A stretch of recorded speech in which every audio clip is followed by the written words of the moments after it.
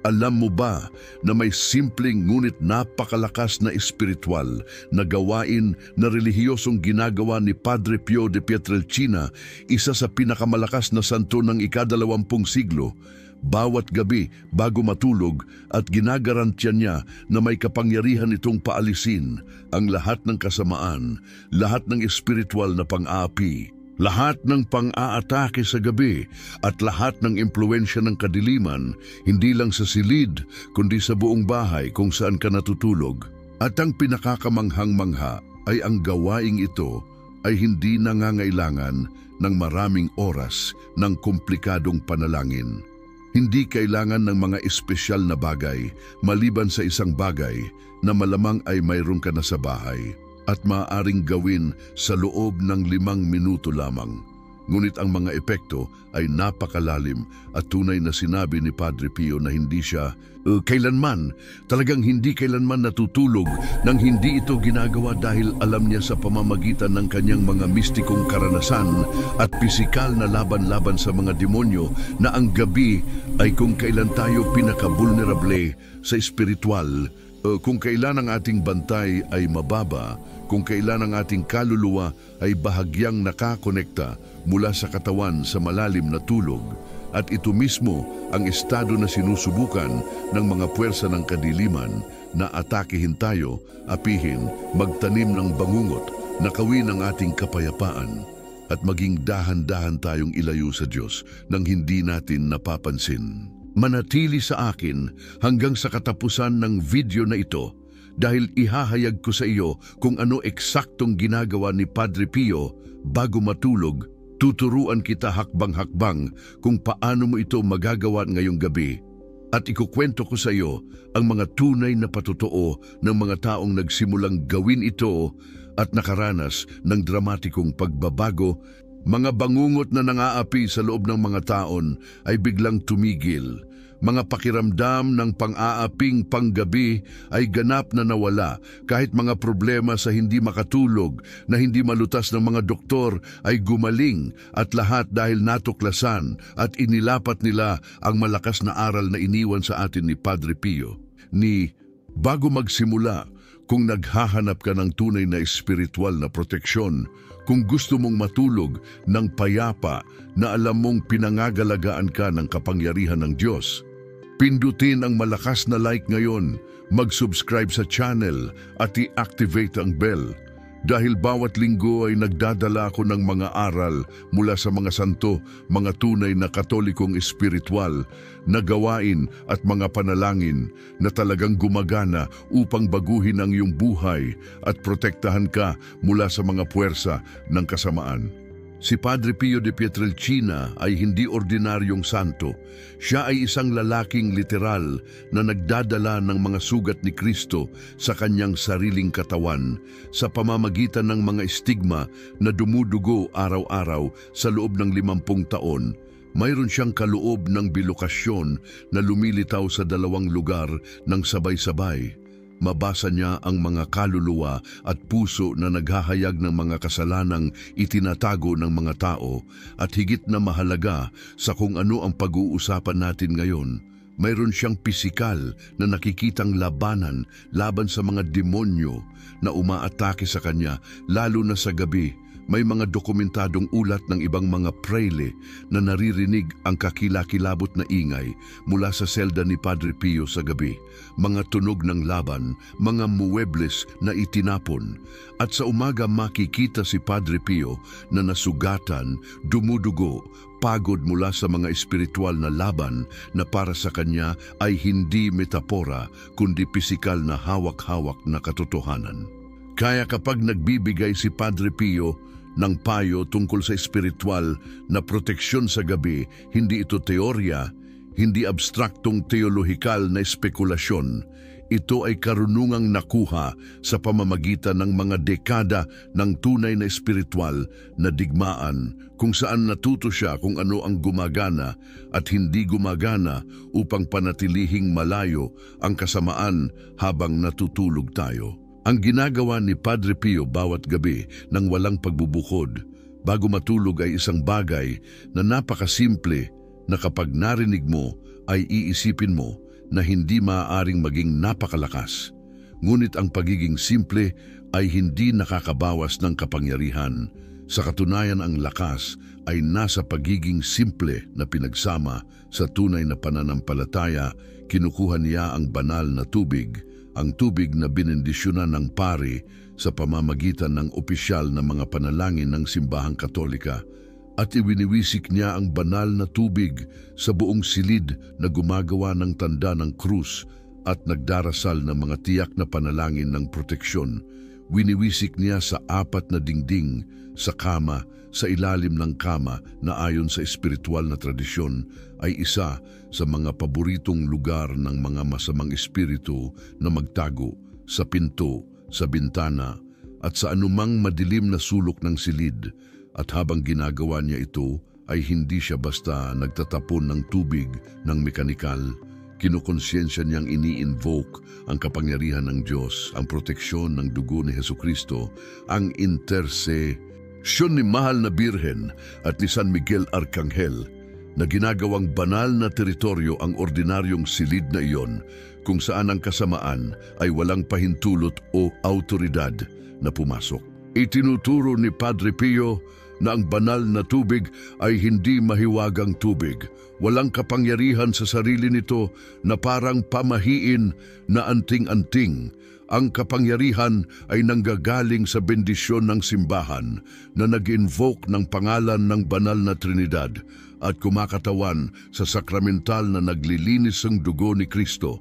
Kaya kapag gumagamit ka ng banal na tubig na may pananampalataya, ay esensyal na nagdedeklarar ka na ang espasyong iyon ay pag-aari ng Diyos, nasa ilalim ng banal na proteksyon, at walang puwersa ng kadiliman ang maaaring manatili doon, dahil ang liwanag at kadiliman ay hindi magkakasamang umiiral.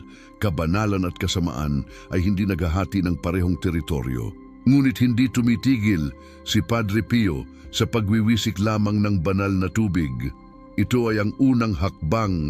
Ang ikalawang hakbang na kapantay na mahalaga ay ang pagdarasal ng mga tiyak na panalangin ng proteksyon habang ginagawa ito. At ang pangunahing panalangin na palagi niyang idinadalangin ay ang panalangin kay San Miguel Arcangel. Ang malakas na panalangin iyon na ipinag-utos ni Papa Leon XIII na dalangin sa dulo ng bawat misa, pagkatapos na magkaroon siya ng nakakatakot na bisyon ni Satanas na humihiling ng pahintulot sa Diyos na atakehin ang simbahan sa loob ng 100 taon. At pinahintulutan ng Diyos upang subukan ang mga mananampalataya at ang sandata na ibinigay ng Papa sa mga Katoliko upang ipagtanggol ang kanilang sarili ay eksaktong panalangin na ito kay San Miguel na nagsasabi, San Miguel Arcangel, ipagtanggol ninyo kami sa labanan maging aming kanlungan laban sa kasamaan at mga bitag ng demonyo. Sugpuin siya ng Diyos, sandali lamang ito ang aming kahilingan. At kayo, prinsipe ng hukbo ng langit, sa pamamagitan ng banal na kapangyarihan, ihulog ninyo sa impyerno si Satanas at lahat ng masamang espiritu na naglalakad sa mundo para sa kapahamakan ng mga kaluluwa. Idinadalangin ni Padre Pio ang panalangin ito ng may sigasig, habang iwiniwisik ang banal na tubig dahil alam niya sa pamamagitan ng sariling karanasan na si San Miguel Arcangel ay ang kumander ng mga hukbo ng langit, ang supremong mandirigma laban sa mga puwersang demonyo, at ang pag-invoke ng kanyang proteksyon bago matulog ay parang paglalagay ng isang espesyal na mandirigmang anghel sa espiritual na labanan na gumagawa ng bantay sa pintuan ng iyong silid magdamag. At walang demonyo, gaano man siya kalakas, ay may lakas ng loob na harapin si San Miguel dahil siya ang anghel na nagpalabas kay Lucifer mula sa langit, na lumaban sa dragon sa Apokalipsis, na may ganap na banal na autoridad sa buong kaharian ng kadiliman. Ang ikatlong bagay na ginagawa ni Padre Pio ay paglalagay ng mga tiyak na sakramental na bagay sa silid at lalo na malapit sa kama. Ang pinakaimportante ay isang bendisyon ng krus. Hindi simpleng walang lamang krus, kundi isang krus na nagpapakita ng nakapakong Kristo. Dahil ayon sa Katolikong aral, ang larawan ni Kristo sa krus ay ang supremong espiritual na sandata na nagpapaalala sa demonyo ng kanyang tiyak na pagkatalo. Ang bawat demonyo na nakakakita ng krus ay nanginginig dahil alam nito na doon ay nilagdaan ang kanyang walang hanggang kapalaran na talo. Si Padre Pio ay palaging may malaking krus sa itaas ng ulunan ng kanyang kama at pinayuhan niya ang lahat na gawin ang pareho, hindi nakatago sa loob ng drawer, kundi nakikita, prominente bilang patuloy na paalala para sa iyo at para sa anumang espiritual na entidad na ang silid na iyon ay pag-aari ni Kristo. Bukod sa krus, si Padre Pio ay nagpapanatili rin ng bendisyonadong rosaryo sa ilalim ng unan o nakabaluktot sa kamay habang natutulog. At ito ay hindi pamahiin, ito ay tamang paggamit ng mga sakramental mga bagay na konsagrado ng simbahan at nagdadala ng mga tiyak na bendisyon. Kapag ginamit na may pananampalataya ang rosaryo, ay tinatawag na kadena na gumagapos sa demonyo. Noong si Santa Bernadette ay inatake ni Satanas, ay kinuha niya ang rosaryo at tumakas ito kaagad, kaya ang pagkakaroon ng bendisyonadong rosaryo malapit sa iyo sa panahon ng pagtulog ay parang pagkakaroon ng espiritual na sandata na laging nakahanda, at maraming tao ang nagpatotoo na noong nagsimula silang matulog na may rosaryo sa ilalim ng unan, ang mga bangungot ay tumigil ng ganap dahil ang rosaryo ay lumilikha ng larangan ng proteksyon sa pamamagitan ng mga panalangin idinsal sa mga butil na iyon at sa pamamagitan ng konsagrasyon na ginawa ng pari dito. Si Padre Pio ay tumutukoy din ng husto na bago matulog ay dapat kang gumawa ng pagsusuri ng konsensya at humingi ng kapatawaran para sa lahat ng kasalanan ng araw, at ito ay napakahalagang espiritual dahil ang kasalanan na hindi nakumpisa ay parang pag-iwan ng bukas na pinto para pumasok ang kaaway. Kapag matutulog ka na may dalang pagkakasala, galit, sama ng loob, mga sadyang kasalanan na nagawa mo sa loob ng araw, binibigyan mo ang demonyo ng legal na punto ng akses sa iyong kaluluwa. Parang iniimbitahan mo ang pang-aapi sa iyong buhay dahil ang kasalanan at demonyo ay nagtutulungan. Kaya itinuturo ni Padre Pio na bago ka humiga, ay dapat kang gumawa ng tapat na pagsusuri ng iyong araw, kilalanin kung saan ka nabigo, kung saan ka nagkasala sa pag-iisip, salita o gawa, gumawa ng tapat na akto ng pagsisisi na nagsasabi, Diyos ko, pinagsisisihan ko ng buong puso ang lahat ng aking mga kasalanan, hindi lamang dahil karapat-dapat ako ng parusa, kundi pangunahin dahil nagkasala ako sa iyo na walang hanggang mabuti at karapat-dapat na mahalin sa lahat ng mga bagay.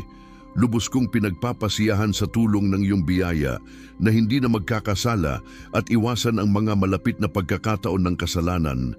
At kung nakagawa ka ng malubhang kasalanan, ay dapat kang may intensyon na magkumpisal sa lalong madaling panahon dahil ang pakikipag-ugnayan sa Diyos ay ang supremong proteksyon. Kapag ang iyong kaluluwa ay nasa estado ng biyaya sa pamamagitan ng mga sakramento, ay mayroon kang espiritual na baluti na hindi madaling makapasok ang kasamaan. Ngunit kapag ikaw ay nasa mortal na kasalanan, ay ikaw ay espiritual na hubad at vulnerable sa lahat ng uri ng atake. Ang ikalimang gawain na mahahigpit na inirerekomenda ni Padre Pio ay ang pagtatalaga ng iyong pagtulog sa Diyos sa pamamagitan ng isang tiyak na panalangin na inaalok ang mga oras ng pahinga para sa banal na kaluwalhatian. Sinabi niya na ang pagtulog ay hindi nasasayang na oras sa espiritual. Maaari mong gawing tuloy-tuloy na panalangin ang iyong pagtulog kung ialok mo ito sa Diyos bago makatulog. Kaya minungkahin niyang manalangin ng ganito, Panginoong Hesukristo, inaalok ko sa iyo ang panahon ng pagtulog na magsisimula ko ngayon. Itinatalaga ko ang mga oras ng pahinga para sa iyong kaluwalhatian. Nawa ay magpahinga ang aking katawan, ngunit nawa ay manatiling mapagbantay ang aking kaluluwa sa iyong presensya. Nawa ay ang aking mga panaginip ay dalisay at banal. Nawa ay walang maruming pag-iisip o maruming imahe na pumasok sa aking isipan sa panahon ng pagtulog. Inilalagay ko ang aking sarili sa ilalim ng balabal ni mahal na Birhen at hinihiling ko na bantayan niya ako tulad ng pagbabantay niya sa kanyang sariling anak, at nawa ay magising ako bukas na napanibagong katawan at pinalalakas sa espiritu upang maglingkod sa iyo ng mas mahusay. Amen. Ang simpleng panalangin ito ay ganap na binabago ang espiritual na kalikasan ng iyong pagtulog. Hindi ka na lamang natutulog tulad ng hayop na natutulog. Natutulog ka bilang anak ng Diyos na kahit walang malay ay nananatiling nasa ilalim ng proteksyon at bantay ng Diyos, at ang may malay na intensyon na ito ay lumilikha ng espiritual na takip na tumatagal sa buong gabi. Nagbabala rin si Padre Pio tungkol sa mga bagay na talagang hindi mo dapat gawin o magkaroon sa silid kung gusto mong matulog na protektado mula sa kasamaan, at ito ay salungat sa marami sa itinuturing na normal ng modernong kultura, ngunit ito ay espiritual na karunungan na nasubok sa pamamagitan ng mga siglo ng karanasan ng simbahan. Una ay sinabi niya na huwag kailanman magkaroon ng mga imahe o bagay na nauugnay sa okultismo, esoterismo, ibang relihiyon o anumang bagay na maaaring maging espiritual na pintuan. At kabilang dito ang mga bagay na maraming tao ay hindi napapansin bilang problema. Mga estatwa ni Buddha, mga simbolo ng yin-yang, mga dream catcher na nagmumula sa shamanistic na gawain, mga kristal na sinasabing may enerhiya, mga libro tungkol sa salamangka o okultismo. Kahit iniisip mo na ito ay fiction lamang, anumang bagay na ginamit sa hindi kristyanong espiritual na gawain, dahil ang mga bagay na ito ay nagdadala ng espiritual na mga marka at maaaring maging mga punto ng angkla para sa mga espiritu na hindi mula sa Diyos. Nagkukwento si Padre Pio ng mga kaso ng mga taong pinahihirapan ng mga taon ng mga bangungot at pang-aaping panggabi, at noong sa wakas ay inalis at sinunog ang ilang mga bagay na mayroon sa silid. Mga bagay na mukhang walang kapansanan tulad ng regalo na dinala ng isang tao mula sa paglalakbay.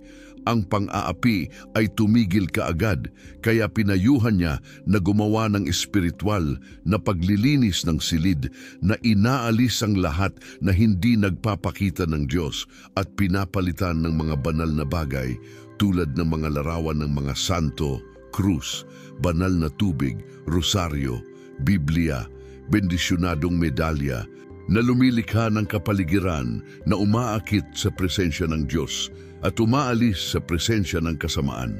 Isa pang bagay na binibigyang diin ni Padre Pio ay ang kahalagahan ng pagpapanatili ng kadalisayan sa silid, lalo na dahil ito ang lugar kung saan ka natutulog at kung saan ang mga mag-asawa ay may intimidad. Hindi siya puritanong napakalala, ngunit naintindihan niya na ang sexualidad ay may malalim na espiritual na dimensyon. At kapag nilapastangan ito sa pamamagitan ng pornografiya, masturbation, o mga relasyon sa labas ng kasal, ito ay espiritual na nagkokontamina sa kapaligiran at nagbubukas ng mga pinto para sa mga espiritu ng kalibugan at kahalayan, na pagkatapos ay umaaapi sa tao ng mga gabi-gabing tukso, mga obsessive na pag-iisip, at kahit mga atake ng incubus at succubus na mga tunay na sexual na demonyo na palaging kinikilala ng simbahan. Kaya sinabi ni Padre Pio na kung nahulog ka sa sexual na kasalanan, ay dapat kang magkumpisal kaagad at samantala ay magwisik ng maraming banal na tubig sa silid, lalo na sa kama, na humihiling ng paglilinisan. At ginagarantiya niya na kapag pinapanatili mo ang kadalisayan at kabanalan sa silid, ang pagtulog ay nagiging mas mapayapa, ang mga panaginip ay mas dalisay, at gumigising ka na mas pagod dahil walang espiritual na labanan na nangyayari ng hindi sinasadya sa buong gabi. Ngayon turuan kita ng kumpletong ritual hakbang-hakbang kung paano mo dapat gawin ngayong gabi bago matulog na sumusunod sa mga aral ni Padre Pio. Una, tiyakin na mayroon kang banal na tubig. Kung wala ka ay pumunta sa isang katolikong simbahan at humingi ng kaunti. Ang bawat simbahan ay may banal na tubig na magagamit ng libre. Ilagay sa isang maliit na bote na maaari mong panatilihin malapit sa kama. Ikalawa, bago tuluyang gumabi o pagkatapos ng hapunan ay gumawa ng pisikal na paglilinis ng silid. Hindi kailangang malalim na paglilinis, ngunit alisin ang kalat. Buksan ang mga bintana upang magbago ng hangin dahil ang pisikal na kalinisan ay tumutulong sa espiritual na kalinisan. Ang pisikal na kaguluhan ay madalas na sumasalamin at umaakit sa espiritual na kaguluhan. Ikatlo, kapag handa ka ng matulog, ay kunin ang bote ng banal na tubig. Gumawa ng tanda ng krus sa iyong sarili na nagsasabi sa ngalan ng Ama at ng Anak at ng Banal na Espiritu. Amen. Pagkatapos ay magsimulang magwisik ng tubig sa mga dingding ng silid na gumagawa ng tanda ng krus sa bawat dingding at nagsasabi sa pamamagitan ng banal na tubig at ng tanda ng krus na walang masamang espiritu ang manatili sa lugar na ito. Magwisik sa pintuan ng pasukan na nagsasabi na walang kasamaan ang pumasok dito. Sa mga bintana na nagsasabi na nakaselyo ng banal na proteksyon. Sa ilalim ng kama at sa lahat ng sulok na nagsasabi na walang taguan para sa kadiliman kung saan naroon ang liwanag ni Kristo, at kung mayroon kang mga aparador o closet ay buksan at magwisik din sa loob dahil ang madilim at saradong mga espasyo ay espiritual na nangangailangan ng espesyal na pansin. Ikaapat, pagkatapos magwisik ng lahat ng banal na tubig, ay tumayo sa gitna ng silid na nakaharap sa krus. Kung mayroon ka o nakaharap sa silangan na siyang tradisyonal na direksyon ng Kristiyanong panalangin at manalangin ng panalangin kay San Miguel Arcangel na nabanggit ko kanina na may pananampalataya at autoridad, hindi bulong kundi nagdedeklarar sa malinaw na tinig. Pagkatapos ay manalangin ng Ama namin, Aba Ginoong Maria, at luwalhati sa Ama na humihiling ng proteksyon ng banal na Trinidad at ni Mahal na Birhen. Ikalima ay gumawa ng iyong pagsusuri ng konsensya na nagsusuri ng araw at humihingi ng kapatawaran para sa iyong mga kasalanan tulad ng aking ipinaliwanag. Ikaanim ay ialok ang iyong pagtulog sa Diyos sa panalangin ng konsagrasyon na nabanggit ko. Ikapito ay kunin ang iyong bendisyonadong rosaryo kung mayroon ka at ilagay sa ilalim ng unan o hawakan sa kamay. Ikawalo ay gumawa ng huling tanda ng krus sa iyong sarili at humiga ng mapayapa na nagtitiwala na ginawa mo ang lahat na nasa iyong kakayahan na espiritual at ngayon ay nasa ilalim ka ng proteksyon ng Diyos. Ginagarantiya ni Padre Pio na kung gagawin mo ito na may tunay na pananampalataya at hindi bilang mekanikal na pamahiin, ay makakaranas ka ng kapansin-pansing pagkakaiba sa kalidad ng iyong pagtulog, sa kapayapaan sa gabi at sa iyong disposisyon sa paggising. Gusto kong magbahagi ng ilang tunay na patotoo ng mga taong nagsimulang sumunod sa mga aral na ito ni Padre Pio. Dahil ito ay magpapalakas ng loob sa iyo na gawin ang pareho. Isang babae na nagngangalang Teresa ay sumulat sa akin na nagsasabi na siya ay nagdurusa sa sleep paralysis ng ilang beses sa isang linggo. Gumigising na may pakiramdam ng bigat sa dibdib, na hindi makagalaw, na may pakiramdam ng presensya ng kasamaan sa silid. Pumunta siya sa mga doktor na nagsabi na ito ay normal na neurological na phenomena lamang, ngunit alam niyang espiritual na ito ay higit pa. Kaya nagsimula siyang gawin ang ritual ni Padre Pio, bawat gabi banal na tubig panalangin kay San Miguel Rosario sa ilalim ng unan. At sinabi niya sa akin na mula sa unang gabi na ginawa niya ito hanggang ngayon, mahigit 1 taon na ang nakalipas ay hindi na siya nagkaroon ng isang episode ng sleep paralysis na wala ng ganap. Isa pang patotoo mula sa isang lalaking nagngangalang Carlos na may kakilakilabot na mga bangungot halos bawat gabi, marahas na mga panaginip nakakagambala. Demonyo!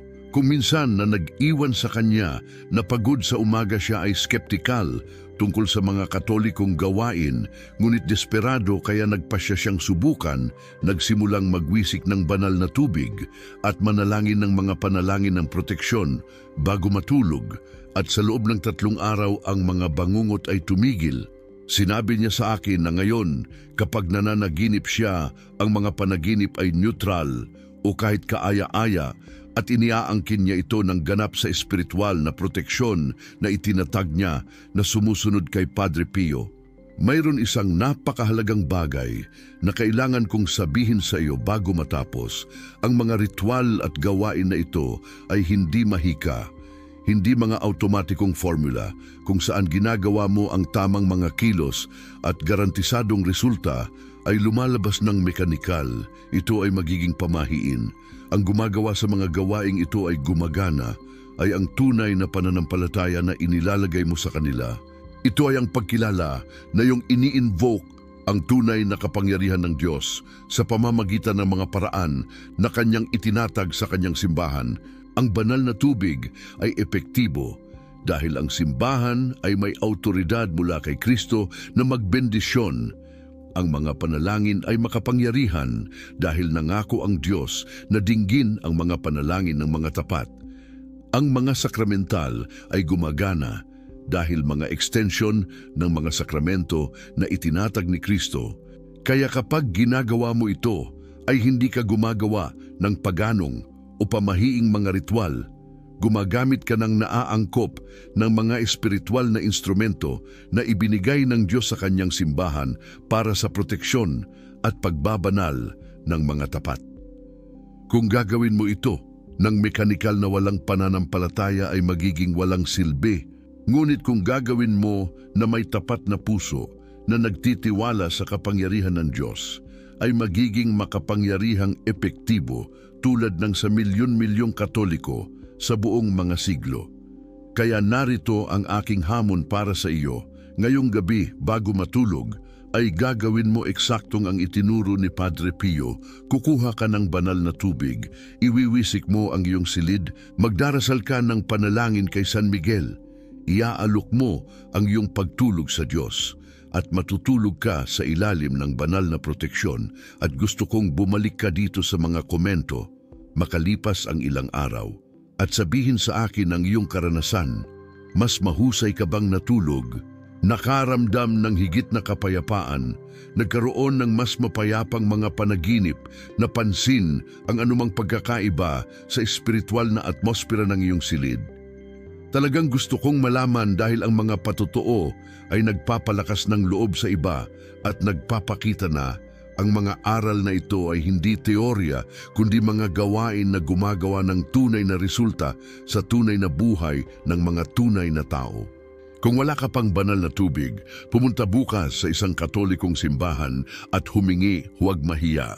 Para diyan ito, para magamit ng mga tapat eksaktong para sa proteksyon tulad ng itinuturo ko sa iyo. Pindutin ang like ngayon kung ikaw ay nakatuon na gawin ito ngayong gabi.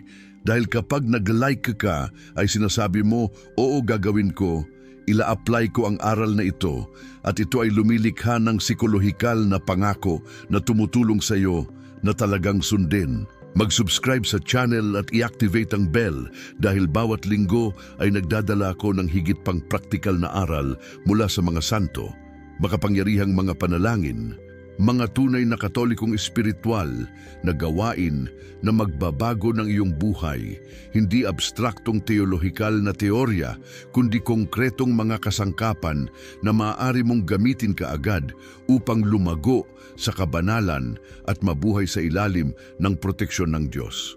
Ibahagi ang video na ito sa mga miyembro ng pamilya at kaibigan na Katoliko na alam mong naglalaban sa mga bangungot, hindi makatulog, takot sa gabi, o simpleng gustong palakasin ang kanilang espiritual na proteksyon, maaari mong mailigtas ang isang tao mula sa pahirap na tumatagal ng mga taon sa pamamagitan lamang ng pagbabahagi ng kaalaman na iniwan sa atin ni Padre Pio. Nawa ay pagpalain ka ng Diyos, nawa ay protektahan ka ni San Miguel Arcangel, nawa ay takpan ka ni mahal na Birhen ng kanyang balabal, at nawa ay matulog ka bawat gabi sa malalim na kapayapaan na alam na ikaw ay pinangangalagaan ng kapangyarihan ng kataas-taasan. Tentar novamente.